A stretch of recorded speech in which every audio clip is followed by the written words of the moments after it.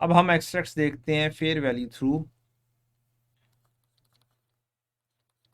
OCI। हमारे दो एक्सट्रैक्ट्स बनने हैं, स्टेटमेंट ऑफ फाइनेंशियल पोजीशन के और स्टेटमेंट ऑफ कंप्रीहेंसिव इनकम के। 2018, 19, 20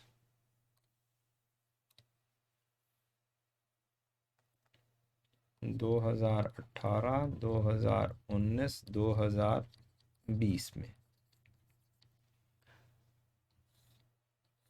जो हमारे पास एसेट्स आ रहे हैं, एसेट्स आ रहे होंगे, उसके अंदर हमारा इन्वेस्टमेंट अकाउंट आ रहा होगा और वो नॉन करंट एसेट्स में आ रहा होगा, क्योंकि लॉन्ग टर्म ही हमारा डिसीजन है। पहले साल में तो कम से कम 2 साल में, 1 साल में नॉन करंट में आएगा, 1 साल में करंट एसेट्स में आ जाएगा, क्योंकि 1 साल बाद मैच्योरिटी हो जानी होगी। तो 2018 में 2 साल बाद का फासला है, तो इन्वेस्टमेंट अकाउंट के अंदर फेयर वैल्यू के ऊपर आना जी।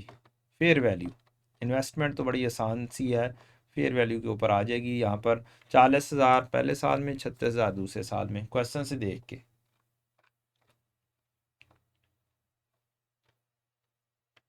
40,000 पहले साल नॉन करंट में, 36,000 आप करंट में लिख सकते हैं, ना भी लिखें तो बहुत ज़्यादा फर्क नहीं पड़ता। एसेट के अंदर इन्वेस्टमेंट लिखें और कहानी ख़त्म कर दें, इतनी बहुत बड़ी टेंशन वाली बात नहीं है कि आपके मार्क्स बहुत ज़्यादा लूज हो जाएंगे। तो चूंकि 2019 के एंड पर 1 साल के अंदर अंदर 2020 में मेच्योरिटी है, इस वजह से मैंने करंट एसेट्स के अंदर रखा है और 2020 में ये निल हो चुका होगा।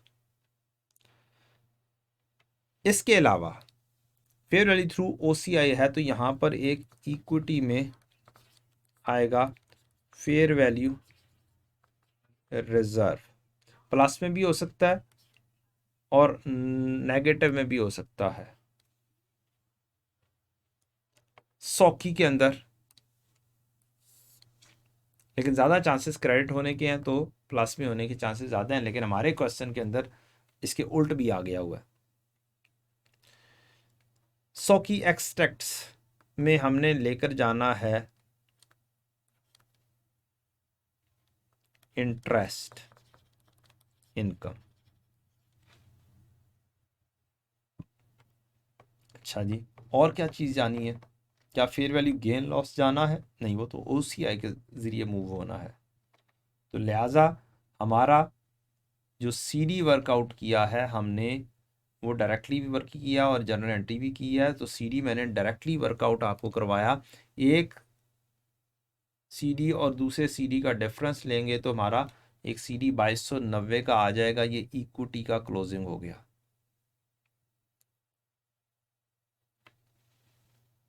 बाईस सौ नब्बे प्लस के अंदर है 2290।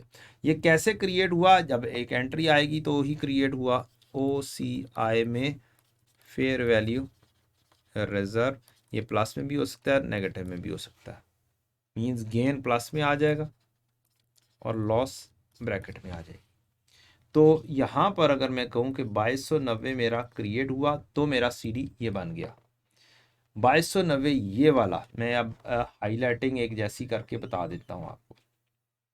2290, यस 2290 ये वाला मेरा फॉर द ईयर का है।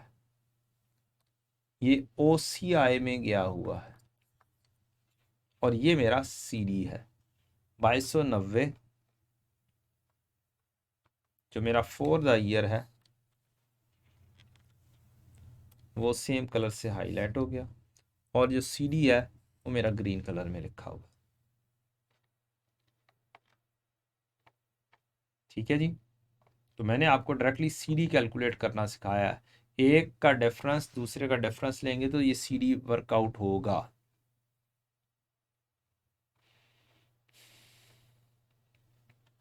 और दोनों का डिफरेंस लेंगे तो फिर प्रॉफिट एंड लॉस वाला एरिया, OCI वाला एरिया हाई आ जाएगा हमारा।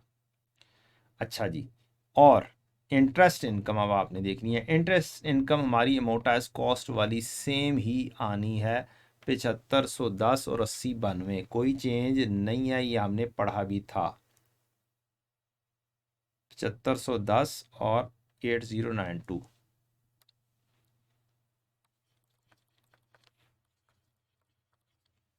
जोन सा वैल्यू हमने अमोर्टाइज कॉस्ट में रखी है प्रॉफिट एंड लॉस की, इनकम की, वही हमने फेयर वैल्यू थ्रू ओसीआई में रखनी है। ये हमने स्टैंडर्ड से पढ़ा था, आईकेएफ के स्टडी टेक्स्ट से पढ़ा था। कहाँ पे पढ़ा था सर? इस क्वेश्चन के टॉप पर मैंने पढ़ाया था आपको कि स्टडी टेक्स्ट में ये चीज़ लिखी हुई है। The amounts that are recognized in profit or loss are the same as the amounts that would have been recognized in profit and loss if the financial asset has been measured at amortized cost। तो वो routine के इस investment income की ही, interest income की ही बात कर रहा है। इसके अलावा हमारा बाकी का difference fair value through OCI है, जो हमने पहले साल का रिकॉर्ड कर लिया है। उससे अगले साल में हमारा सीडी वर्कआउट होके आ गया था, 5002 डेबिट बैलेंस बन गया था, 5002 डेबिट बैलेंस, 5002 डेबिट। अब इस क्रेडिट से इस डेबिट तक का सफ़र यहाँ पर मेंशन करना है। 2290 माइनस 5002, 2290 माइनस 5002, 7292।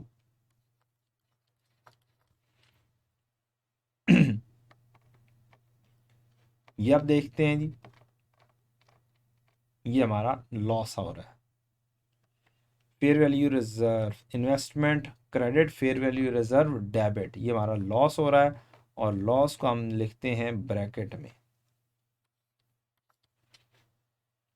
2290 के क्रेडिट बैलेंस से हम डेबिट बैलेंस पर पहुंचेंगे तब जब ये डेबिट होगा, 7292।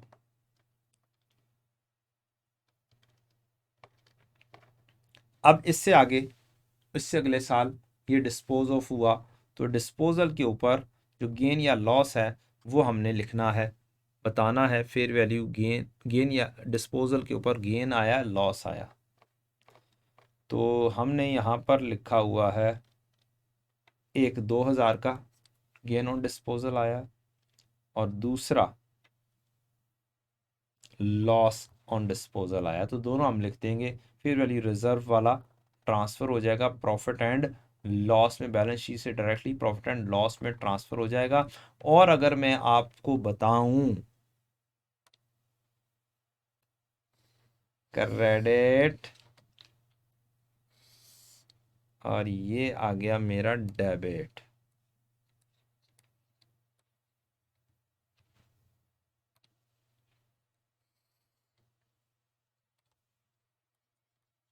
और इसको नेट कर दें तो 3002 ही बनते हैं। लॉस ऑन डिस्पोजल अल्टीमेटली मुख्तलिफ जगह से होता हुआ सेम चीज़ आ गई। तो अल्टीमेटली जब डिस्पोजल होगा तो हमारा सेम काम ही हो जाएगा, लॉस ऑन डिस्पोजल ही हमारा आ गया है। हमने लॉस ही लिखा था ना, यस, लॉस ऑन डिस्पोजल ही लिखा था, लेस लॉस ऑन डिस्पोजल। तो नेट होके मेरा 3002 का ही आ रहा है, 5002 माइनस 2000, 3002 का नेट लॉस।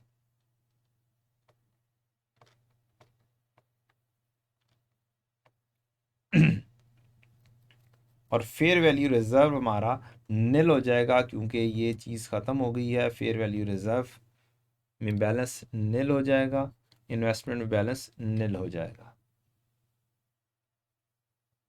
और ये 5002 डायरेक्टली ट्रांसफ़र होके प्रॉफिट एंड लॉस में आ गया है।